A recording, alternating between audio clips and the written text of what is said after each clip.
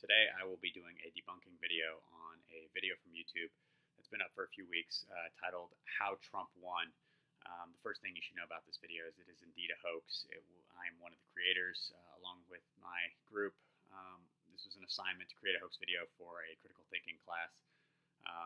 And so today I'm going to go through the video with you, show you a few of the informal fallacies that we used, a few other pieces of really just poor evidence that we used, and show you how you can discern for yourselves a hoax video when you see one, and why for our video in particular you should have just discounted it out of hand based on some of the evidence that we used and some of the language that we used as well. So here we go. Okay, for starters, we have an appeal to authority. We took a bunch of media names and banners, posted them in the video, giving the appearance that the information that we were discussing actually came from legitimate news agencies, when in fact it was either complete fabrication by us or taken off of conspiracy websites. Okay, next we have the genetic fallacy, and much like the appeal to authority, with the genetic fallacy, we are suggesting that just because the information came from WikiLeaks, it must be true, where in fact it's already been proven much of the information off WikiLeaks has been proven to be false or tampered with, so do not believe everything you read on the internet. Okay, next I'm going to show you a few clips from the video of false cause, and afterwards I'll discuss how we use them and what it really means. To many, it may have seemed that Trump was simply outdone in the first presidential debate due to his political inexperience. Nevertheless, an individual of his caliber would most certainly have had plenty of practice with persuasion. In fact, Trump specifically mentions his ability to do so in his book, The Art of the Deal. Moore proceeds to put the final nail in his presidential campaign's coffin.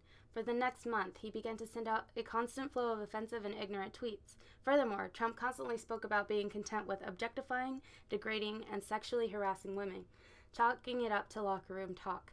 His behavior caused him an enormous loss, which caused Hillary to see a substantial increase in the polls. What other reason would Trump have to set his presidential campaign on fire?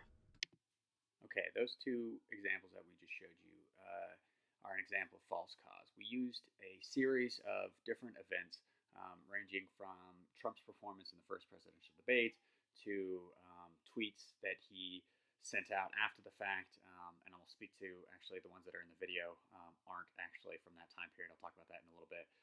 But then also comments that he made, and finally the idea that he was burning down his campaign.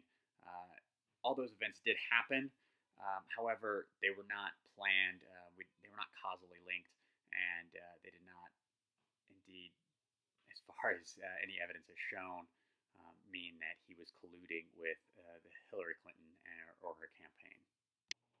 And this is an example of appeal to fear. We used the rumor that Vladimir Putin had threatened nuclear war if America elected Hillary Clinton to suggest that it altered the outcome of the vote. There is zero evidence to suggest that Vladimir Putin actually said this, and even less evidence to support the claim that it influenced the American vote whatsoever. Okay, real quick on evaluating the evidence. I'm going to show you the tweets that Donald Trump supposedly sent out after the first presidential debate. Pay close attention to the dates of those tweets. All right, here you go.